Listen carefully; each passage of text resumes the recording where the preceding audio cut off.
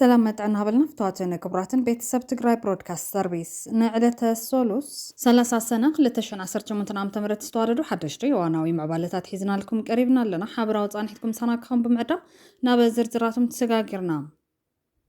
TDF قريت واتينا كبلو ناي معراب تقراي ورر تخصيصهم ملاش TDF كان زبل بزرزر كندسسوينا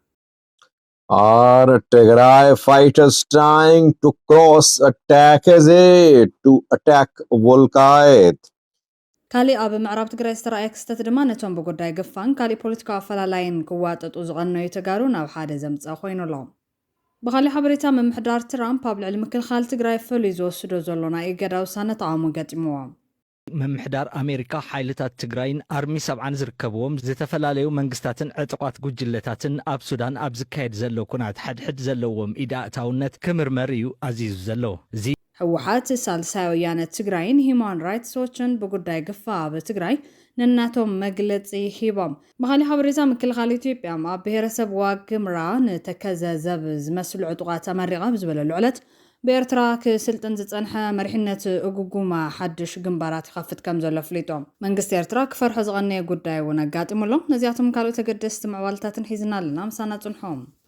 بقدامنت مكل خالي إثيوبيا ما بهرسب واقمرا نتكزا زبز عتقات مريغا بزبل العلت بإرترا كسلطن زتصنحه مرحنة أقوقوما حدش قنبارات خفت كم زلو فليتو مكل خالي إثيوبيا لهم مدما زحفر زينا حيز وزيلام وسناوسن إثيوبيا دوبات كحلو حقا منقستا حلافنت زنبرا سراويت إثيوبيا أبا منغو كلات قجتات نماطال ملشاتات يسلطن كم زلو بواقع يقلصلهم بمسارات زي حدا كور سراويت مكل خالي إثيوبيا أبزوا محدار بهرسب واقمرا ملشاتات كم زمرا لومي أبزرقو حبريتا وقعو غيروم أبزوا محدار بهرسب واقمرا أبتزوا بزركب كور سلطنا كوها بمصنحو ناي كالاي زور عقبت سلام استبهالو ملشاتات تمرعهم كبري تصوتيو زلام أبتناي من راسن سرعة استرخبة حقا زازاز كور ناقلقلوت دقف وقع كورنيل زمد كون ولد سلاسين تزبلهم مابالات ملشا ناي كبابيهم سلام تسطان كاخبر زي كونست سلا بمنبركاخ بزبل يعلم كم زلوي بوقع تزارب زلام تم حيلتات ملشا نتلاي بمكات نزقبر وقالسي منقست بلتقنا زدل دقف كم زقبريو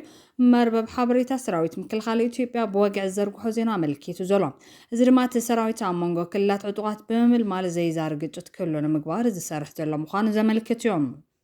زي كم زيدون كالو كالي هتوت زينا كاب جنبار عفار كم زملكتهم مرحنة أقوقما حدش جنبارات خفت كم زلو فليتهم أبتزوبا حدش حدا وتدرا معبالي يرألو مرحنة أقوقما رما هقراو سورا جنبار حدنة عفار زوج وقعو مقلنسي مسارات مقبار تمنقصاص كاب نبورنا دباي قال سبو مزانا بحدش معرف تسقاقيرهم تجنبار حزي بعلي هانتارتي جاجاوي سراوي سرعة بلتقنا يلو زقالتهم حيلتات أبستفلالي استراتيجيكا بوتاتات حدش تجنبارات وقع مخفات كم زركب علاو جيرولهم جوجو ما مالت بعانق عفار سورا قالس مالت كون كلو نعمتات بتخوابي مسلز بعفارن رسوسانا نمرققات قالت صن حيلو يتبايلو حزا مونغو فيدرال منغستن نابت زوبا زلو عطواتن زلو وطرنا قردا بزخدو لزلوان زم عبالنا تنايت زوبا بوليتيكون تطام كنتات نابكالي أنفت كغيرا كم زخن تنتنتي حبروم بتزمد حبريتا ناي بحراف دقة زبل زعبا ناي حزب أورمو قداي كونن كبل مرح أونق جال مارو قليتهم جال مارو نز زقلت سراويتا بتدالو يصنح كبل برهان جلاب زاوجو لواتيوم إثيوبيا هاف دقة بحر نمركبا بتقورو قعزون زد العوات نمقون تزاف لعلوت وطادراو مقارنات إثيوبيا أخو المدلاو كقبرو كم زقبام لعلو أزاز حيلتات مكل غالي إثيوبيا يتماجور فيلد مارشال برهان جلا قليتهم يتماجور برهان جلا نز زقلت هاقراو كولج مكل غالي إثيوبيا بعود استراتيجين متنعت تصطان لعلو بقعات زلوم زبلهم أربعن كلتن لعلو تطدرا مقارناتن كاب سبيل تكالات تاستوصاصو مرحتنا بستمرقوا لاقاطام خوينم لعلو تعزز سراويت قبو مدلاو كغبريات حساسي بزركاو فيلد مارشال برهانو جولان نتمرقتي ابز محلالفو ملختي إثيوبيا هاف دغ بحر نمركبا بتغبرو غعزو فتان مسمرات محلاف زحتت مخان دحر متقاسوم نازل مسقار دولدول مدلاو مقبار كم زدلو يزتحساسب تمراتن اب سراح كتوافرون كلخم ابوان تمرتخم زقسمكم وفلطن كلاتن مس زقطمكم كنتات بمتسار نصور لوط زنصبار انا مرحنت سراح كتسرحو يغبا زبله فيلد مارشال برهانو جلا سراويت إثيوبيا وسان مدلاو سراح يسالت كم زلو بمتقاس ابز مسرح زعزوز ابركتون مقبار تبقسو مرغغاص وسان مخان يزدقس نزملاش ذهب جالمارو بوغانو بزعبالو علاونت إرترانا هغراو حقتاتن كم زكبل بنصور يرادام ناي بحر افدقه زبل زعبا ناي حزب اورمو قداي كونن نحنا إرترا لالاويت هاجر مخانا نفلطينا كب حدر لالاويت هاجر افدقه بحر بحيلك تمنزع ኣህጉራዊ ሕጊ ዘፍቅዶ ኣይኮነን ቀፂሉ እውን እቲ እንኮ ፍታሕ ሰላማዊ ምርድዳእ ጥራሕ ምዃኑ ክገልጽ እንከሎ ተረዳዳኢኻ ጥራሕ ክትጥቀመሉ ትኽእል ካብ ወጻኢ ካልእ ኣማራፂ የለን ነቲ ሓቅን ዓለም ለኻዊ ሕግን ክትቀበሉ ጥራሕ እዩ ዘለካ ኢሎም ናብ ካልእ ሓበሬታት ተሰጋጊርና መንግስቲ ኤርትራ ዝፈርሖ ዝነበረ ጉዳይ ኣጋጢሞም ብዛዕባ ኩነታት ሰብኣዊ መሰላት ኣብ ኤርትራ ዝቐረበ ረቂቕ ውሳነ ጸዲቖሎም ኣብዚ ኣንጻር ኤርትራ እወ ኢላ ዝደገፈት እንኳ ኣፍሪካዊት ሃገር ድማ ኢትዮጵያ መንግስቲ ኤርትራ ውሽጢ ኤርትራ ኣትዩ መጽናዕቱ ከካይድ ደጋጊሞም ዝኸልከልዎ ኮሚሽን ሰብኣዊ መሰላት መጽናዕቱ ኣብ ግዳም ኮይኑ ስለ ዘካይድ ጸብጸባቱ ጎዲሉ ኢሎም ክስ ከቕርቡ ድሕሪ ምቕናይ ናይ ስራሕ መዝነቱ እውን ከይሕደስ ክጉስጉሱ ቀንዮም ብመሰረት ብዩኤን ዝተዘርግሐ ጸብጻብ ዝበዝሐ ኣባላት ባይቶ ንጠለቦም ብምንጻግ ነቲ ኮሚሽን ስርሑ ክቐጽል ኣጽዲቐን ኣለዋ እዚ ነቲ ብዙሕ ናይ ሰብኣዊ መሰላት ገጽታት ዝወርዶ ዘሎ ግዳይ ዓወት ነቶም ከይተሓለሉ ድምፂ ዝኾኖን ዝጽዕሩን ሰብኣውያን ዓወት ተባሂሉ ኣሎ ንመንግስቲ ኤርትራ ግን ዝሕዝን ፍጻመ እዮም ህግደፍ ኤርትራ ካብ ሕዚ እንዳሓር ኣብ ዙርያ ፍሉይ ራፖርተር ሰብኣዊ መሰላት ውድብ ሕብራት ሃገራት ምስ መሻርክቲ ሃገራት ክትዛረብ ከም ዘይትደሊ ድሕሪ ምግላጽ እዩ ፍጻመ ኣጋጢሙ ዘሎ ሚኒስተር ጉዳያት ወጻኢ ዑስማን ሳልሕ ኣብ ኣስመራ ንዲፕሎማስኛታት ኣብ ዝሃቦ መብርሂ ነዚ ናይ ኣብ ኤርትራ ተቆጻጻሪ ሰብኣዊ መሰላት ዝኾነ ናይቲ ፍሉይ ራፖርተር ናይ ጻልሒት ግዜ መጻሉ ናይ ወጻኢ ቀጥታዊ ኢንቨስትመንት ምንጭታት ሓዊሱ ዓለም ለኻዊ ትካላት ኣብ ጉዳይ እቲ ሃገር ክመቓቐሉን ናይቲ ሃገር ሽም ንምጽላምን ከም መሳርሒ የገልግለሎ ክብል እዩ ከሲሱ ነይሮም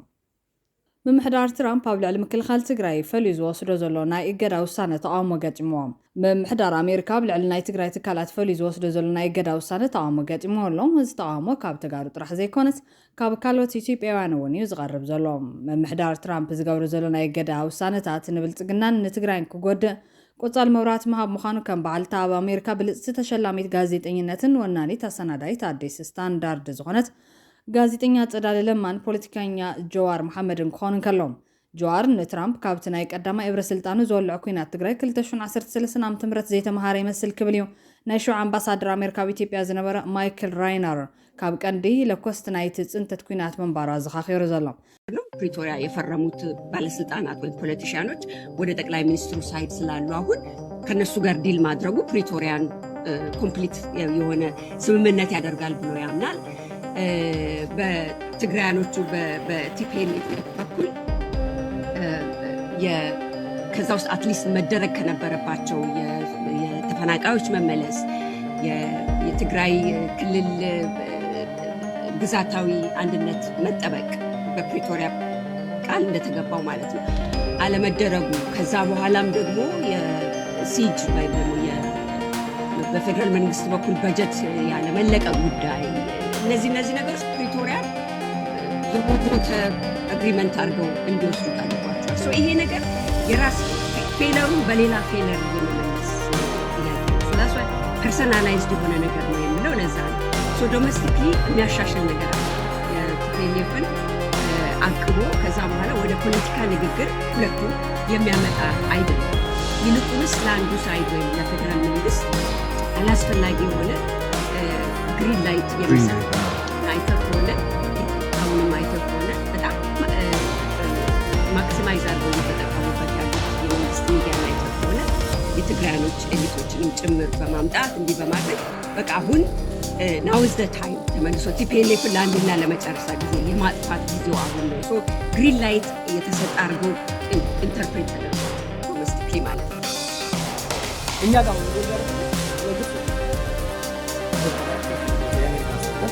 ለኢትዮጵያ አታገለ ቦታ ትራምፕ ነው ከግብጽ ጋር ነው ከኤርትራም ጋር መሞዳሞድ የሚያደርጉ ከግብጽ ጋር አብይም ጋር የሚሞዳሞዱ ከግብጽ ጋር ለኛ እኛ ጋር ብለን የሆነ ፖሊሲ ብዙ የተቀባባ ምናይት ሞለሞላ ብለን ግልጽ እንትን ያው ምን እንዳላለ ምን ፈልገው ማቴሪያል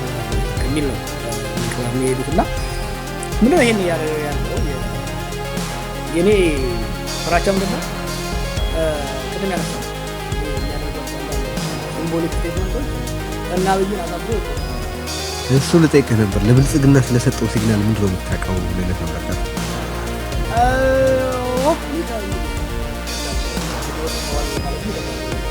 ሚስቴክ ሲደጋግሙ ስለምታይ ያኔ አንድ አምባሳደር ከአብይ የበለጠ ትግራይን የመደቆስ ፍላጎት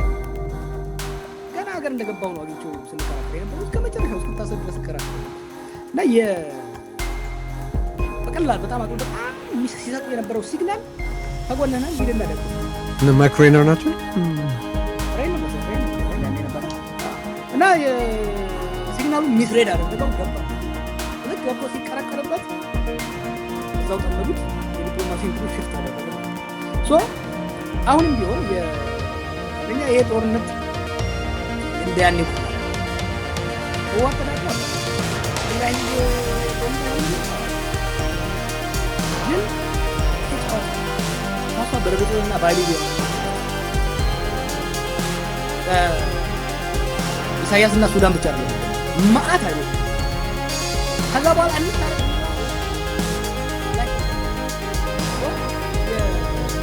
አሁን የአሜሪካ ዳሜጅ ኤክስፐርት አድርገዋል ኢትስ ዘ ሮንግ ወይ ሁለቱንም መገሰጽ ብቻ በቂ አይደለም ይሄው መፍትሄ እኛ ስፔሻል እንዶ ያላችሁ ለአምባሳደሩ የሚሰጡ አክሶስ አሉ እና አትዋጉ ማለት እኮ በቂ አይደለም ይሄው የሰላም መፍትሄው ይኹን እምበር ትራምፕ ብዝሓለፈ እዋን ሕወሓት ንበይኑ ካብ ዘጠንቅቆ ናይ ጉዕዞ እገዳ ብተወሳኺ ሕዚ ድማ ኣብ ልዕሊ ሓይልታት ምክልኻል ትግራይን ክፋል ናቱ ዝኾነ ኣርሚ 70 ኣዳሊዎ ዘሎ ተወሳኺ ናይ እገዳ ውሳነ ብኣድሎ ዝተመልአ ነተን ካብ ኢትዮጵያ እናተበገሳ ኣብ ልዕሊ ሱዳን ደብዳብ ክፍፅማ ብበዝሒ ዝተሓምሽሻ ድሮናት ኢትዮጵያ ዝለኣኸ ስርዓት ኣዲስ ኣበባን ካልኦትን ዕሽሽ ዝበለ እዩ ዝብል ተቃውሞ ገጥሞ ኣሎ ኣብ ሱዳን 10 ሃገራት ኢደታውነት ከም ዘለውን ዝስማዕ ኮይኑ ሴኔት ኣሜሪካ ብዛዕባ ኢደታውነት ክብል ዝገለጾ ናይ ሰራዊት ትግራይ ኣብ ኩናት ሱዳን ግን ካብተን ብወግዒ ከም ዘለዋ ዝንገረለን ሃገራት ፈልዩ ክልተ መልክዕ ዘለዎ እገዳ ኣዳልዩ ዘሎ ኣብ ሴኔት ኣሜሪካ ዝቐረበ ሓድሽ ረቂቕ ሕጊ ሓይልታት ምክልኻል ትግራይ ዝርከብዎም ዝተፈላለዩ ዘይመንግስታውያን ዕጡቓት ጉጅለታት ኣብቲ ኣብ ሱዳን ዝካየድ ዘሎ ግጭትን ክፍጽሙ ዝጸንሑ ግፍዕታትን ዘለዎም ተሳትፎ ዝምልከት ምርመራ ተገይሩ ጸብጻብ ክቐርብ ይሓቲቶም እቲ ብክልቲኦም ሰልፍታት ዝቐረበ ረቂቕ ሕጊ ምምሕዳር ኣሜሪካ ሓይልታት ትግራይን ኣርሚ 70 ዝርከብዎም ዝተፈላለዩ መንግስታትን ዕጡቓትን ጉጅለታት ኣብ ሱዳን ኣብ ዝካየድ ዘሎ ኩናት ሕድሕድ ዘለዎም ኢደታውነት ክምርመሩ ኣዚዙ ዘሎም እዚ ኣብ ሱዳን ምርግጋዕን ጸጥታን ንምምጻእ ዝግበሩ ጻዕርታት ንምድንፋዕ ከምኡውን ንኻልኦት ዕላማታት ዝብል ስም ዝተዋሃቦ ረቂቕ ሕጊ ኣብ ሴኔት ኣሜሪካ ብሴናተር ሪሽ ኩንስ ኮርኒ ከምኡውን ሻሂን ዝቐረበ እዩ እቲ ቀንዲ ሕጊ ዕላሙ ኣብ ሱዳን ሰላምን ምርግጋዕን ንምምጻእ ዝግበር ዲፕሎማስያዊ ጻዕርታት ንምሕጋዝ ዝዓለመ ምዃኑ ትሰነድ የብርህ እዚ ረቂቕ ሕጊ ዝቐርብ ዘሎ ኣብ ሱዳን ዝካየድ ዘሎ ዕናዊ ውግእ ብዝገደደ ይቕጽል ኣብ ዘሎ እዋን እዩ እዚ ምስ ግዜ እናገደደ ዝኸይድ ዘሎ ውግእ ሱዳን በብቑርብ ናብ ዞባዊ ናይ ውክልና ግጭት ይቕየረሎ ዝብል ክስታት ክቐርቡ ጸኒሖም እቶም ሕድሕዶም ዝዋግኡ ዘሎ ወገናት ካብ ዝተፈላለዩ ሃገራት ግዳማዊ ደገፍን ወታደራዊ ሓገዝን ከም ዝረኽቡ ብተደጋጋሚ ክኸሱ ጸኒሖም ኣለዉ እቲ ብጀነራል ኣልቡርሃን ዝምራሕ ሃገራዊ ሰራዊት ሱዳን ብቐንዱ ካብ ግብፂ ቱርኪ ከምኡውን ካብ ኢራን ብወታደራዊ ድሮናት ወታደራዊ ኣጽዋርን ስልጠናን ከም ዝረክብ ብተደጋጋሚ ይኽሰስ እዮም ተወሳኺ ስዑድ ዓረብ ቀጠርን ኤርትራን እውን ምስቲ ሰራዊት ዝወገኑ ከም ዝኾኑ ብተደጋጋሚ ክግለጽ ጸኒሑ ኣሎ በአንጻሩ እቲ ብሕሜት ዝምራሕ ዳዕመል ሰሪዕ ካብ ሕቡራት ኢማራት ዓረብ ሰፊሕ ናይ ኣጽዋርን ፋይናንስን ሓገዝ ከም ዝውሃቦ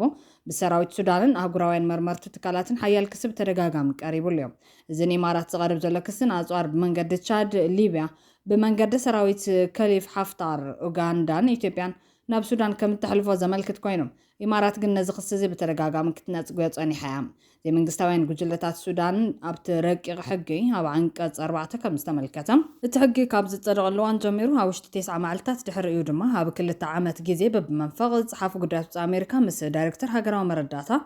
ብምትሕባር ንኮንግረስ ጸብጻብ ክቐርብ ይእዘዝ እቲ ጸብጻብ ዝተፈላለዩ ዘይመንግስታውያን ዕጡቓት ጉጅለታት ኣብ ሱዳን ዝካየድ ዘሎ ውግእ ብምድጋፍ ብምድላው ምስላጥ ወይ ብቐጥታ ብምስታፍ ዘለዎም ተራን ናብ ልዕሊ ሰላማውያን ሰባት ኣብ ዝፍጸሙ ግፍዕታት ዘለዎም ኢደታውነትን ብዕምቆት ዝምርመር ካውን ከም ዝግባእ ይገልጽ ኣብቲ ረቂቕ ሕጊ ብሽም ካብ ዝተጠቐሱ ዝተፈላለዩ ዘይመንግስታውያን ዕጡቓት ጉጅለታት ሓይልታት ምክልኻል ትግራይ እዮም ካብ ሓይልታት ትግራይ ብተወሳኺ ከም ጉጅለ ዋግነር ሃገራዊ ሰራዊት ሊብያ ከምኡውን ከም ግንባር ሰውራ ሱዳን ሓይልታት ዋልታ ሱዳን ዝኣመሰሉ ዕጡቓት ሱዳን ከምኡውን ዞባውያን ዕጡቓት ጉጅለታት ኣብቲ ዝርዝር ተገሊጾም ኣለዉ እዞም ዞባውያንን ኣህጉራውያንን ሓይልታት ነቲ ኣብ ሱዳን ዘሎ ክፍተት ጸጥታ ብምጥቃም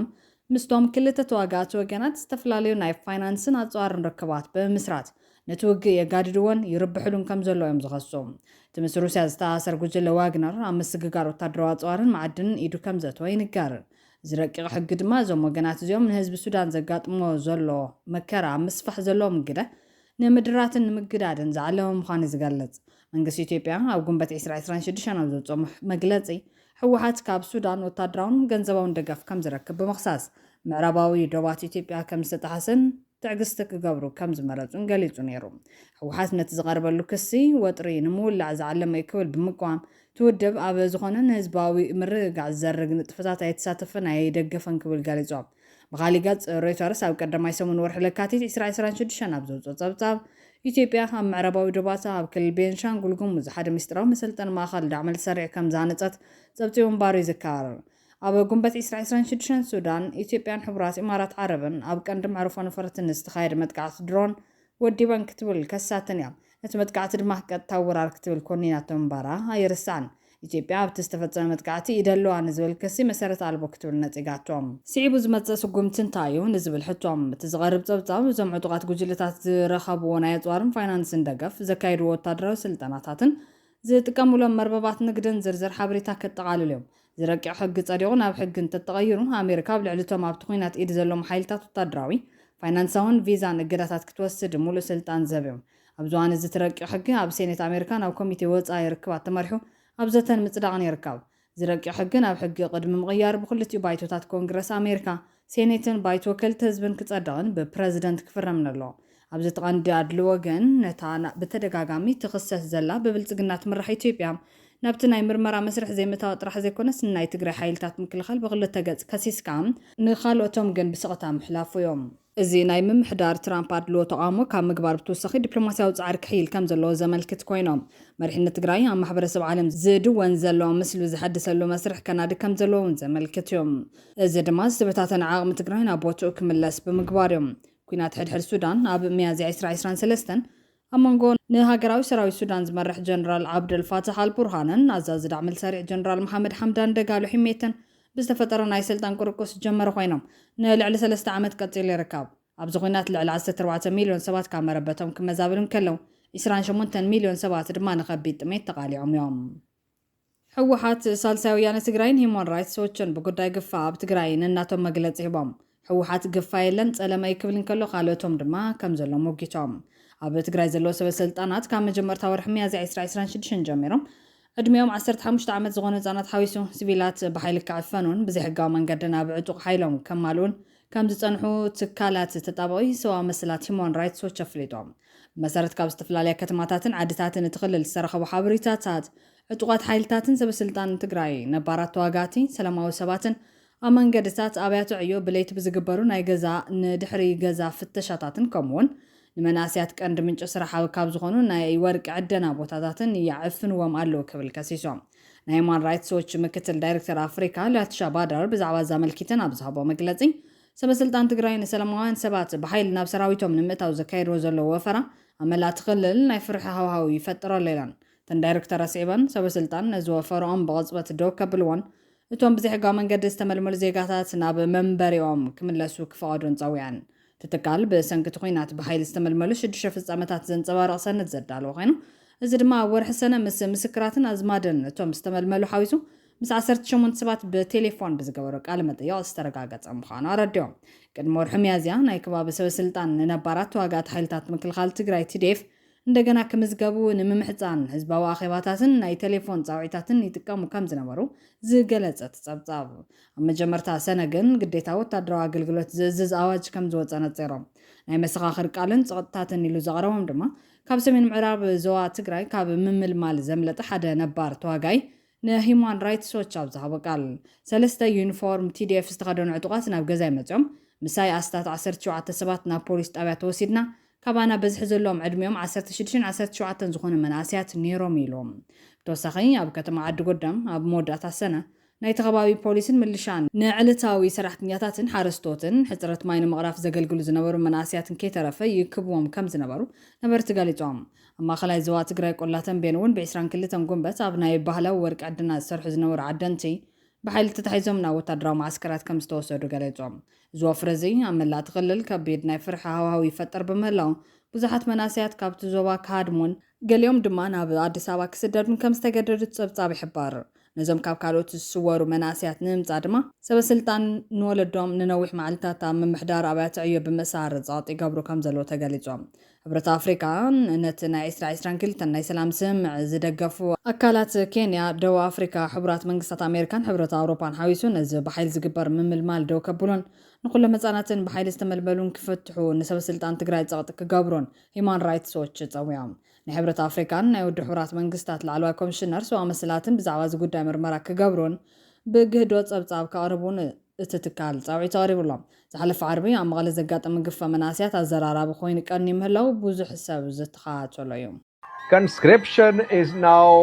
official policy of the Tigray military and TPLF.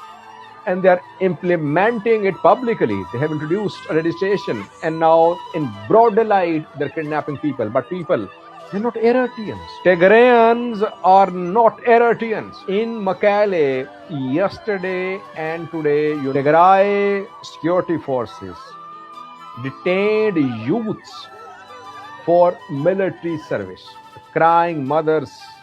while their sons were being taken for military training, who were being forced to get on buses. People of the area, residents of the area, they tried to attack buses. But women, youths, elderly, whatever they had, stones, other things, they hurled at the buses. The way Eritrea has been ruled, Tigray cannot. ቢቢሲ እውን ብዛዕባ ዘመልክቱ ዘውፅኦ ጸብጻብ ነዚ ኩነታት ኣመልኪትና ዘዘራርብናዮ ነቲ ፍጻመ ብዓይኑ ዝረኣየ ነባርታ ከተማ ምስክርነቱ ብኸምዚ ዝስዕብ ይገልጽ ክብል እዩ። ብዛዕባ እቲ ናይ መቐለ ናይ ዓርቢ ፍጻመ ዝርዝር ሓበሬታ ሂቡ ዘሎ እቶም መናእሰይ ብሓሙስ ለይቲ ካብ ዝተፈላለዩ ከባቢታት ብዕጡቓት ተታሒዞም ናብ ዒላላ መባእታዊ ቤት ትምህርቲ ኣትዮም ክሓድሩ ተገይሩ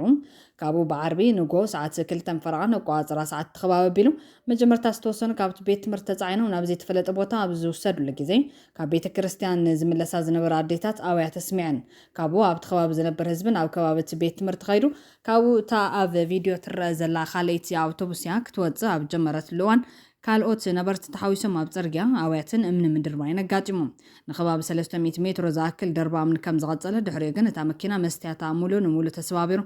እቲ መራሒ መኪና እውን በቲ ደርባ ተወቂዑ ጠጠው ኢላ ሽዑ ኣብታ መኪና ካብ ዝነበሩ ዝተገፈፉ 10 ክሳብ 12 መናእሰይ ጎዮም ከምልጡ ከም ዝኽኣሉ ሽዑ እቶም ዕጡቓት 2 ግዜ ንሰማይ ጥይት ተኩሶም ዕግርግር ተፈጢሮም ነስዒቡ እቶም ነበርቲ ተበታቲኖም ሃዲሞም እቶም ዕጡቓት ነቶም ዝሃደሙ መናእሰይ ጎዮም ክሕዙ ይፍትኑ ነይሮም ብምትሕባር እቲ ህዝቢ ክረኽብዎም ኣይካሉን ነበርቲ ነቶም መናእሰይ ኣብ ገዛውቶም ሓቢኦም ካብቶም ዕጡቓት ኣናጊፎምዎም እታ መኪና ነቶም ዝተረፉ ሒዛ ጉዕዞ ኣቐፂላ ከም ዝበሎ ኣመልኪቱሎም ስለ ዝኾነ ድማ ካብ ከተማታት መቐለ ከይተረፈ ዝወፁ ዘሎ ቪድዮታትን ምስልታትን እቲ ጉዳይ ዓብይ ትኩረት ክረክብ ገይርዎሎም ምክትል ኣቦ ወንበር ሕወሓት ወይዘሮ ፈትለወርቂ ገብረእግዚኣብሔር ኣብ ዝሓለፈ ሰሙን ኣብ ዝሃበቶ ጋዜጣዊ መግለፂ ነቲ ኣብ ትግራይ ይካየደሎ ዝበሃል ወታደራዊ ግፋን ፍጹም ሕሶትን ጸላት ዝመሃዝዎ ኣጀንዳን ክትብል ብምንጻግ ንመግለጽታት መንግስቲ ኣሜሪካን ሕብረት ኣውሮፓን ድማ ነቒፋ ንሳ በኣንጻሩ መንግስቲ ፌደራል ካብ ምብራቕ ክሳብ ምዕራብ ትግራይ ወታደራዊ ምድላዋት ይገብር ከም ዘሎ ይኸሲሳ እዚ ክሲ ብዝምልከት ካብ ማእኸላይ መንግስቲ ዝተዋሃበ መግለጽ ዝኾነ መብርሂ የለን ሓድሽ ኣዋጅ መኸተ መንግስቲ ዓቕሙ ዝፈቐደ ኩሉ ትግራዋይ ብሄራዊ ጻውዒት ክቕበልን ናብ ወታደራዊ ወፍሪ ምጽምባር ዝኣበየ ድማ ክቕጻዕ ተቃውሞ ዘስምዑ ክሳብ 25 ዓመት ማሰርቲ ክቕፅዖም ካልኦት ክሳብ ሞት ዘቕፅዑ አንቀሳት ዝሓዙ ኮይኖም ንድሕሪ ተመሊሱ ካብ ጥቅምቲ 2013 ኣቆፃፅራ ገዝ ኩናት ዝተወልዐሉ መዓልቲ ጀሚሩ ተፈጻምነት ከም ዘለዎ ይገልጽ ብዛዕባ ዝግፋ ዝተሓተተ ወሃብ ቃል ሕወሓት ሚካኤል ስኮዶም ሓቂ ኮነን በመዋል ነቲ ሓበሬታ ነጽግቦም ምስ ቢቢሲ ኣብ ዝገበረ ቃል ምሕተት ከምኡ ኣይተገበረን እየ ዝብለካ ዘለኹ ተኾይኑ ድማ ክኹንኖ እየ ከመንግስቲ ይኹን ትካል ከምዚ ዓይነት ንጥፈት ፈጺምና ኣይንፈቅድን ኢና ኢሎም ማሕበር ቅዱስ ያሬድ ዘኦርቶዶክስ ተዋህዶ ትግራይ ዛብ ቀጽር ቤተክርስቲያን ተፈጽሙ ዝተባለ ተግባር በመረጋጋጽ ቤተክርስቲያን መጽለሊትን መጽናንዒትን ጉፉዓን እያ ካብ ሕቑፋ መንዚዕኻ ሙሳድ ንህዝበ ክርስቲያን ምሕዛን ንእግዚአብሔር ድማ ምፍታንዮ በመዋል ኮኒኖም እቲ መግለጽ ብምዃኑ እውን እቶም ካብ ቀጽሪ ቅድስት ቤተክርስቲያን ብሓይል ተገፊፎም ዝተወሰዱ ናብ ትምህርቶም ንክትመልስዎም ኣትሪርና ንጽውዕ ይብል ተኾነ ግን ዛጊድ ካብ መንበረ ሰላማ ተዋህዶ ኦርቶዶክስ ትግራይ ዝተዋሃበ ተቃውሞ ኮነ መግለጽ የለን ተባዓርቢ ኣብ ከተማ መቐለ ኣብ ኣፍ ደገ መባእታዊ ቤት ትምህርቲ ዒላላ ደው ኢላ ዝነበረት ናይ ህዝቢ መጓዓዝያ መኪና ካብ ተቐፅሪ ዝወፁ መናእስያት ክትወስድ ዘርኢ ቪድዮ ቀንዲ መዘራረቢ ኮይኑ ቀኒ ዘሎ ሓያሉ ሰባት ኣብ ጥቓታ መኪና ካልኦት ድማ ፈንተቲሎም ደው ኢሎም ይረኣዮም ኣብቲ ከባቢ ባድ 5 ቀበሌታ ከተማ ነቲ ተግባር ዝተቃወሙ ነበርቲ ነታ መኪና እናተንቀሳቐሰት እንከላ እምኒ ክድርብ ይተራዮም ኣብ ካሊእ ቪድዮ ድማ ተቃውሞ ዘስማዕ ኣዴታት ክበኽያን ክእወያን ይረኣያ ቢቢሲ ሓቅነት ናይዞም ቪድዮታት ብባዕሉ ወይ ድማ ብኻሊእ ናጻ ኣካል ከረጋግጽ ከም ዘይከኣለ ገሊጹላ ተኾነ ግን እቲ ተግባር ኣብ ጥቓ ገዝኦም ከም ዝተፈጸመ ዝዛረቡ ነባሪ እቲ ከባቢ ንባዕሉ ከይግፈፍ ፈሪሑ ብርሑቕ ይዕዘብ ከም ዝነበረ ንቢቢሲ ትግርኛ ኣረጋጊጹሎም እቲ ነባሪ ካብቲ ግፋ ዘምለጡ መናእሰይ ከም ዝፈልጥ ድማ ወሲኹ ረድዮም ኣብቲ ማእሳሊ ዕለት ሓላፊ ቢሮ ጉዳያት ኮሙኒኬሽን ትግራይ ዶክተር አብርሃም ሓጎስ ኣብ ክልላዊ ሚድያ ቴሌቪዥን ትግራይ ብዛዕባ እቶም ቪድዮታት መብርሂ ክህብ ቀሪቡ ነይሮም ነቶም ቪድዮታት ከም ሃገረኛ ኣብ ማሕበራዊ መራኸቢታት ርኢናዮም ዝበለ እቲ በዓል ስልጣን እቲ ጉዳይ ብመንግስቲ ክምርመር መምርሕቲ ዋሂቡ ካብ ምባል ወፃኢ ዝህቦ ዝርዝር ሓበሬታ የለን ብዝርዝር ክምርመር እዩ እዚ ኩነታት ንምንታይ ከም ዘጋጥመ ድማ ክረኣዩ ኣብዚ ፍጻመ ዝተሳተፉ መንግስታዊ ወይ ትካላት ፀጥታ እንተሃልዮም ንጹር ምሕዳራውን ሕጋውን ስጉምቲ ክውሰድ እዮም ኣብቲ ክልል ንጉዳያት ሰብኣዊ መሰላት ዝከታተል ትካል ቀዳምነት ንሰብኣዊ መሰላት ኣብተን ቪድዮታት ኣብቶም ተምሃሮ ክህነትን ኣብ ቀጽሪ ቤተ ክርስቲያንን ዝተራእየ ፍጻመታት እቲ ግድር ወታደራዊ ምልመላ ናብ ዓበይቲ ከተማታት ይዝርጋሕ ከም ዘሎ ዘመልክት ምዃኑ ስክፍቶን ቢቢሲ ገሊጾም ምክትል ዳይሬክተር ትካል ናይተ መብርሂ ብርሃነ ትካሎም ቅድሚ ሓደ ወርሒ ብዛዕባ ግድር ወታደራዊ ምልመላ ኣብ ዘካየዶ ምርመራ እቲ ተግባር ኣብ ከተማታት ወረዳታትን ገጠራትን ትግራይ ብሰፊሕ ይፍጸም ከም ዘሎ ኣመልኪቱ እምባሩ ይዝካር ሳልሳይ ወያነ ትግራይ ብወገኑ ሎሚ ኣብ ዘውፅኦ መግለጺ ግፋ ዝኸፍአ ገበን እዩ ብህፁፅ ደው ይበል ክብል ፀዊዕሎም ንመናእሰይ ትግራይ ኣገዲድካ ዝግበር ዘሎ ግድድ ወታደራዊ ዕስክርና ገበንን ስራሕን ሽፍታ ካብ ምዃኑ ብተወሳኺ ዘብፅሖ ዘሎ ማሕበራውን ቅልውላዊ ምብትታን ንምልኣተ ህዝብና ኣብ ከቢድ ሸቕሎ ተጥሒሉ ይርከብ ዝበለት ትውደብ ህዝብን መንእሰይን ትግራይ ምእንተ ክብሪ ብሄሩን መንነቱን ከባድ ዋጋ እናኸፈለን እናተቃለሰን ዝመፀ እኳ እንተኾነ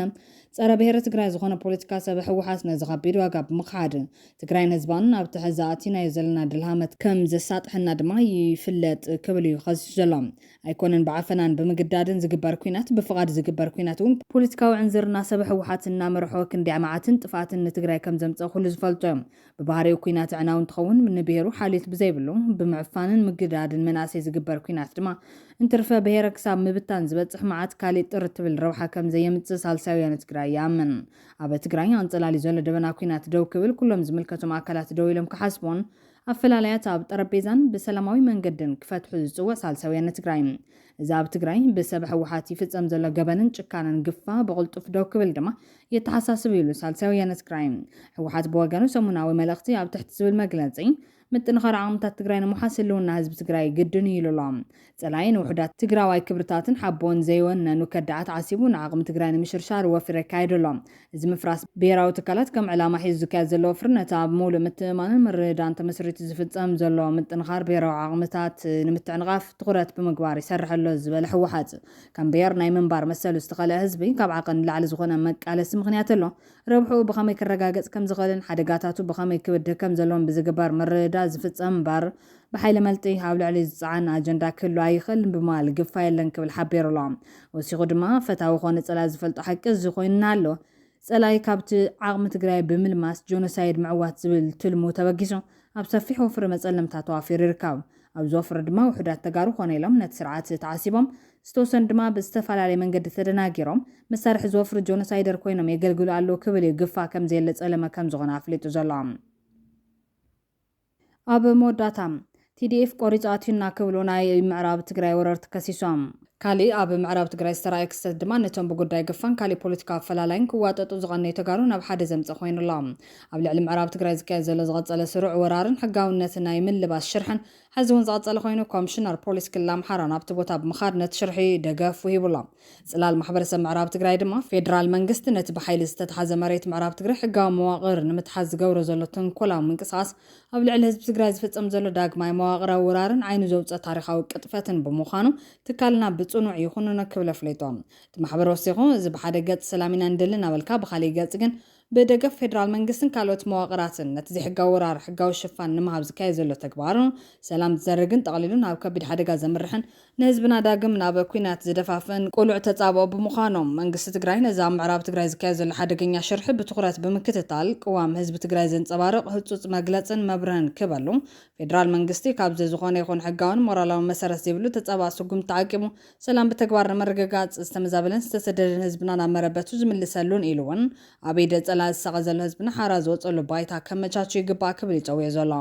ኩሎም ፖለቲካዊ ውድባት ትግራይ ሲቪክ ማሕበራት ዲያስፖራን መላ ህዝቢ ትግራይን ኢሉ እውን ደላይ ፍትሒ ተመዛበልቲ ምዕራብ ትግራይ ዝኾነ ኩሉ ጉዳይ ምዕራብ ትግራይ ካብ ዝኾነ ይኹን ኣጀንዳ ንላዕሊ ቀዳምነት ክወሃቦ ከም ዝግባእ ተገንዚቦም ነቲ ዝተኣለመ ሽርሒ ንምፍሻል ብሓድነት ክቃለሱን ድምፂ ብምዃን ጉቦም ክዋፁን ፀዊዖም ኣብ ምዕራብ ትግራይ ዝተረኣየ ናይ ወራር መቐፀልታ ነቶም ብጉዳይ ገፋን ካልእ ፖለቲካ ኣፈላላይን ክዋጠጡ ዝቐንዩ ተጋሩ ናብ ሓደ ዘምፀ ኮይኑሎም ካብዞም ትማሊ ብሓደ ተጋደልቲ ትግራይ ነይሮም ብሰንኪ ፖለቲካዊ ሕማቕ ዝተፈላለዩ ተጋሩ ክልተ ጋዜጠኛታት ተመሳሳሊ መርገፂ ከም ዘለዎም ክገልጹ ተራእዮም ኣለዎም ኣብ ኣዲስ ኣበባ ዝርከብ ጋዜጠኛ ደስያ ኣሸናፍን ኣብ ሱዳን ዝርከብ ጋዜጠኛ መድሃንየ ገዳይን ኣብ ትግራይ ብሓባር ዝሰርሑ ዝነበሩ ጋዜጠኛታት ካብ ምዃኖም ሓሊፎም ኣብ እዋን ኩናት ፅንተት እውን ብረትን ብርዕን እናባረዩ ዝዋግኡ ዝነበሩ ኮይኖም ድሕሪ ስምምዕ ፕሪቶርያ ዘጋጥመ ኣፈላላይ ፖለቲካ ዋላ እኳ ኣብ ክልተ ጫፋት እንተቐመጦም ኣብ ምዕራብ ትግራይ ግን ኣፈላላያት ከም ዘይብሎም እዮም ጣይሶም ዘለዎም ብመሰረት እዚ ጋዜጠኛ መድሃንየ ገዳይ ኣብ ሱዳን ኮይኖም ካብ ፌደራል ዝመጹ ኣካላት ኣብ ምዕራብ ትግራይ ዑደት ተሳሊጦም ንዘጽነቱና ማዕረግ ዓዲሎም ኣለዎም ህዝቢ ትግራይ ኣስተውዕል ምስ ብልጽግና ወጊኖም ገንዘብ ተቐቢሎም ናይ ሓሶት ፕሮፓጋንዳ ዝነዝሑ ዘለዉ ተጋሩ ምዞም ኣብ ታሕቲ ዘለዉ ጸላትና ብቐጥታ ይኹን ብተዘዋዋሪ ሓቢሮም ዝሰርሑ ባንዳታት እዮም ምዕራብ ትግራይ ኣይንታዮምን ዝተመዛበለን ዝተሰደደን ህዝቢ ኣይህዝቦምን ህዝብና ጨፍጭፎም መረበትና ዝወረሩ ጸላቲ ኣይጸላቶምን ብሰንኪዞም ጨካናት ተመዛቢሎም ካብ ማዕዲ ዝረሓቁ ህፃናት ኣይደቆምን ሕዚ ፈታውን ጸላእን ትፈልየሉ ወሳናይ ምዕራፍ እዮም ምዕራብ ብዘይ ቅልጽም ከም ዘይምለስ ዝሓለፉ 6 ዓመታት ምስክራት እዮም ኣብ መረበትና ጽንተት ዝፈጸሙልና ሕዚ እውን ኣብ ገዛና ኣለዉ መንእሰይ መረበትካን ህላወኻን ከተውሕስ ናብ TDF ተጸንበር ድሕሪ ዓወትን ዘለዓለም ዝነብር መስተንክራዊ ቅያ ከተመዝግብ ኢኻ ኣብ መረበትና ዘለኹም ዕጡቃት ቀልጢፍኩም ለቐቑ TDF ምዕራብ ትግራይ ካብ ምእታው ዝድርቶ ምድራዊ ሓይሊ የለን ትፈልጥዎ ሓቂ ክብል ጉዳይ ምዕራብ ትግራይ መልኪቱ ክጽሕፍን ከሎ ጋዜጠኛ ደስያ ኣሸናፍ ብወገኑ ምዕራብ ትግራይ ናይ ትግራይ ታሪክ ዘረጋግጾ መርቱዕን መንነት ህዝቢ ምዕራብ ትግራይ ብዝኾነ ፖለቲካዊ ውዲትን ጊዜያዊ ኩነታትን ዘይልወጥ ናይ መወዳት ሓቂዮም እዚ ሕቶ እዚ ናይ መሬት ጥራሕ ዘይኮነስ ሕቶ ህልውናና መንነትናን ክብረትናን እዮም ሓቂ ኩሉ ግዜ ክስዕር ክብል ኣብ ጉዳይ ምዕራብ ትግራይ ኣፈላላያት ከም ዘይለገለጽ ዘሎ መርገጽ ናይዞም ክልተ ጋዜጠኛታት ከም ዘነጽሮ ጉዳይ ምዕራብ ትግራይ ፖለቲካዊ ኣፈላላይ ዘይፈላለዮ ኩሉ ግዜ ናይ ትግራይ ጥራሕ ዝኾነ ዘይሕደግ ሕቶም ምዃኖም ጉዳይ ምዕራብ ትግራይ ናይ ህልውናን ሕግን ጉዳይ እምበር ብኣጀንዳታት ዝመፅን ዝኸይድን ኣይኮነን ኣብዚ ክስመረሉ ዘለዎ ገና ውሽጢ ፌደራል መንግስቲ ኮይኖም ነዚ ጉዳይ ዝመፍትሒ ከምፅኡ ይኽእሉ እዮም ተባሂሎም ዝሕሰቡ ኣካላት ማለት እውን ተጋሩ ኣጀንዳ ብዝመፀ ቁፅሪ ከም ተራሰባ ፌስቡክ ክጽሕፎን ብውድባ ቢሎም መግለጽታት ከውፅኡን ምርኣይ ልሙድ ኮይኑሎም እዚ ኣብ ክንዲ ዝምግባር ቀትርን ለይትን ብዕቱብ ብምስራሕ እቲ ጉዳይ ናብ ባዕልዋን ዝምለሰሉን ፍትሒ ዝርከበሉን ስትራቴጂካዊ ፃዕሪ ክገብሩ እዩ ዝግባእ ነይሮም ብሰንኪ ዝሸለልትነትን ድኹም ኣመራርሓን ህዝቢ ትግራይ ካብ ውሽጥን ካብ ደገን ተስፋ ብምቑራፅ ረብሓይ ከኽብረለይ ዝኽእል ክምክሓሉ ዝኽእል ውዳበ ወይ መራሕሲ ኢና ኢሉ ኣብ ዘማረሉ በርኪ በፂሑ ይርከብ ኣብ ውሽጢ ትግራይ ዘሎ ፖለቲካዊ ፍልያትን ሕማቕ ምሕደራን ብትሪ ዝቃወምን ዝኾነ ይኹን ኣካል መሰል እዮም እዚ ናይ ትግራይ ውሽጣዊ ጉዳይ እዩ ጉዳይ ምዕራብ ትግራይ ግን ፖለቲካዊ ኣፈላላይ ዘይፈላለየሉ ኩሉ ግዜ ናይ ትግራይ ጥራሕ ዝኾነ ዘይሕደግ ሕቶ እዮም መንግስቲ ፌደራል ነዚ ጉዳይ እዚ ህፁፅን ነባርን ፍታሕ ከበሉ መራሕቲ ፖለቲካን ኣብ ፌደራል ሓላፍነት ዘለኩም ኣካላትን እውን ካብ ናይ ሚድያ ጫውጫውታ ወፂኦም ህዝቦም ዝደልዮ ናይ ሓቀኛ መሪሕነት ግድኦም ክዋፁ ይግባእ በብዓመቱ መፅባዓ ሰነ 30 ከብቅዕ ይግባእ ዝብል ፃውዒት እናቐረበሎም እዮም ኣብዚ ናይ ምዕራብ ትግራይ ጉዳይ ኣፈላላይ ዋላላይ ኣይሃሉ ኣብ ሓበራዊ ኣጀንዳ ናብ ሓደ ናይ ምርዳ መድረክ ከምፅእ ዝኽእል ንፅረት እንተዘይተፈጢሩ መፍትሕ ምንዳይ ከቢድ ከም ዝኸውን ዘመልከቱ ቅዱሳት ተጋሩ ብወገኖም ኣብቲ ዋና ኣጀንዳና ምንታን ክንዓስል ኣብ መሰረታዊ ጉዳያት ምትእምማን ክህሉ ግድን ይገብሮ ብማል ክልተ ጉዳያት ከነፅሩ ከም ዝግባዮም ገሊፆም ዘለዎም ቀዳማይ ምዕራብ ትግራይ ሙሉ ነሙሉ ኣብ ትሕቲ ስርዓት ብልፅግና እዩ ዘለዎም ብስርዓት ብልፅግና ይመሓደር ብስርዓት ብልፅግና እውን ይምኻል እዞም ካልኦት ኣለና ዝብሉ ስርዓትን ዘይስርዓትን ወዳድባታት ካብ ናይ ብልፅግና ትእዛዝ ወፃኢ ምንም ክገብሩ ዘይኽእሉን ዓቕሚ ዘይብሎምን እዮም እዚ ናይ ፖለቲካ ሃሁ ይብሎም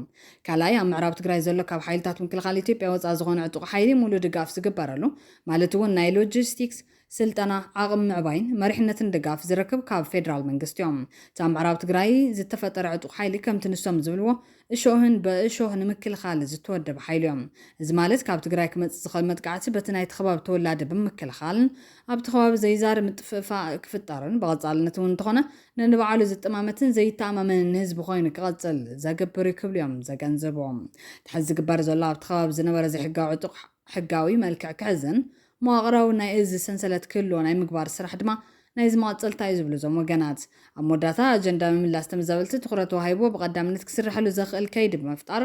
ኩሉ ትግራዋይ ኣድህቡ ኣብዚ ኣጀንዳ እዚ ክገብርን ፖለቲካ ትግራይ እውን ካብቲ ናይ ውሽጣዊ ሕቱኽቱኽ ተላቒቑ ነዚ ኣጀንዳ እዚ መዝሚዙ ክጥቀመሉ ኣብ ምግባር ልዑል ስራሕ ክሰርሕን ተመዛበልቲ ብቕልጡፍ ናብ መረበቶም ተመሊሶም ንቡር ህይወቶም ክነብሩ ብምግባር ካብ ሕማምን ስቃይን ክናገፉ ንሓግዞም ኢሎም ኣለዎም ኣብ ልዕሊ ትግራይ ብብልጽግና ዝፍጸም ዘሎ ብርሰትን ዕንወትን ብዋናነት ናይ ተጋሩ ሕመቐ እዩ ዝበሉ ካልኦት ወገናት ድማ ብልጽግና ሓድሽ ዘምጽኦ ነገር የለን ኣቐዲሙ ጀመሮ መሬት ትግራይ ናይ ምውራር ህዝቢ ትግራይ ናይ ምብራስን መሰረተ ልምዓት ትግራይ ናይ ምዕናውን ስራሕቲ ዝቐጽል ዘሎ እዚ ድማ ብጥበብን ብምሉእ ምትሕባርን ተጋሩ ዝፍጸም ዘሎ እዮም ኣብይ ኣሕመድ ብሒሳብ እዩ ሕወሓት ንጉጅለ ጻድቃንን ጌታቸውን ክወቅዕዎ ገይሩ ክብሉ እዮም ዘዘኻኽሩ ምክንያት ከቐምጡን ከለው ድማ ቀዳማይ ኣብ ቅድሚ ማሕበረሰብ ዓለም ኣካይዳ ሕወሓትን መፍራስ ውዕሊ ፕሪቶርያን ንምቅላዕን ከም ዝተዓወተሎም ካልኣይ ንጻድቃንን ጌታቸውን ብዘለዎም ርክብ ምስ ምዕራባውያን ኣብ ዲፕሎማሲያዊ ስራሕቲ ምእንታን ክሕግዝዎን እዚ እውን ከም ዝተዓወተሎም ሳልሳይ ኣብ መንጎ ተጋሩ ጉጅለታት ብምፍጣር ንባዕሎም ክጋጨው ብምግባር ፖለቲካዊ ሓድነትን ስምረትን ተጋሩ ንምውቃዕ ኣብዚ እውን ቀሊል ዘይበሃል ለውጢ ከም ዝረኸበሎም ፖለቲካዊ ኣፈላላይ ብልዝብ ኣይውድእን ዝበለ ናይ ዶክተር ደብረጽዮን መሪሕነት እናኸደ ፈንጂ ረገጽ ንሕልምታት ብልጽግና ጥጥሑ ኩነታት ይፈጥር ምህላዎም ናይ ጌታቸው ረዳ ሰልፊ እውን ኣብ እግሪ ብልጽግና ኸይዱ ይልጠፍ ናይ ብልጽግና ሕልምታት የፈጽም ምህላው ብምውቃስ ሰነፍ ሊቅን መንእሰይን ድማ ኣብ ክልቲኦም ኣደብ ግበሩ ትኸድዎ ዘለኹም ጌጋን መዕነውን መንገዲ እዩ ኣብ ክንዲ ዝብሎም ኣብዘን ጉጅለታት ተሸጊጡ ይባልዕ ምህላው ቃንዛ ህዝቢ ትግራይ ከም ዝተናውሐ ብምግላጽ መፍትሑ ድማ ውሽጣዊ ሓድነትን ፖለቲካዊ ምርግጋዕን ምፍጣርን ኣብ መንጎ ሕወሓትን ካልኦትን ዘሎ ውሽጣዊ ፖለቲካዊ ምክፍፋልን ዘይምርድዳን ናይ ትኽልል ናይ ምድርዳር ዓቕሚ የዳኸም ስለ ዘሎም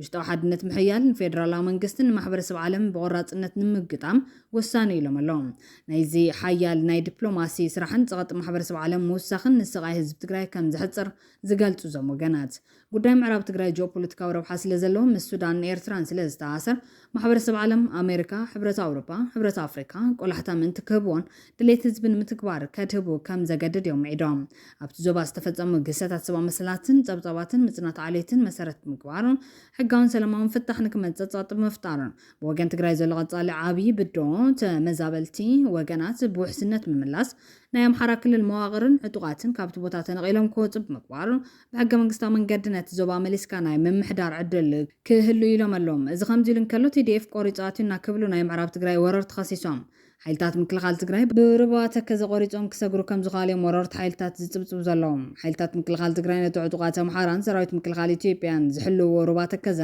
ንምስጋር ይፍትኑ ከም ዘሎ ዝሕብሩ ጸብጻባት ክወጹ ዝቐነዩ ኮይኖም ብወገን ወረርቲ ሓይልታት ድማ ምንቅስቓስ ሓይልታት ምክልኻል ትግራይ TDF ናብቲ ሩባ ብዝተፈላለየ መዓልትታት ከም ዝቐጸላ ብፍላይ ድማ ካብ ሸራሮ ሽራን መስመር እንዳባጉናን መጽኦም ናክብሉ ጀሚሮም ኣለዎም ሓደ ናይ መዓዝ ምዃኑ ዘይተፈልጠ ቪድዮ እውን ከም ምስክር ዝጥቀሙ ዘለዉ ኮይኖም ብወገን ሓይልታት ምክልኻል ትግራይ ግን ዛጊድ ዝተባሃለ ነገር የለን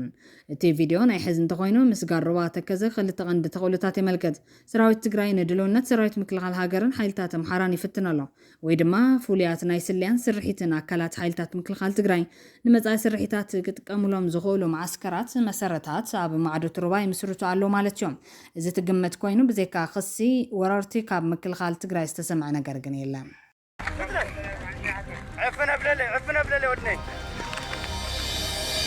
የህዋቱ አርሚ 7 ሰው ገባ ሰራዊቱ ብዛት ያለው ብረት ለበስና ታንኮችን መታጠቁ ተነግሯል በሱዳን ጦር እርዳታ ከፍተኛ ዝግጅት ላይ የከረመው አርሚ 7 የተባለው የህዋት ጦር ከፍተኛ አዛዦችን ጨምሮ በአነስተኛ ጀልባዎች ተከዜ ወንዝን አቋርጦ ወደ ወልቃይት መንቀሳቀሱ ሲሰማ በህዋት እጅ የገባው አደገኛ የጦር መሳሪያ ደግሞ በርካቶችን እያነጋገረ ይገኛል Is Tigray military on the move towards Takazé, trying to cross Takazé. Tigray military's move towards Takazé is not surprising because 4 to 5 days ago, I think, I told you about TDF's mobilization towards Takazé from three directions. I mentioned TDF's movement from Sheraro along Eritrean border towards Takase. I mentioned TDF's mobilization from Shire towards Takase through Debre Abbey. There is Debre Abbey near this road, and then movement of Tigray military from Shire through Indabagna towards Salem. I mentioned these three routes in a video 4 to 5 days ago that TDF is on the way. Now, what is being reported is that some units of Tigray military are trying to cross that. Why are they trying to cross Takase? I mean, can we say that large-scale attack by Tigray military on Takase has begun, that war for Volkite has begun? Full-scale war has not started so far. But I think that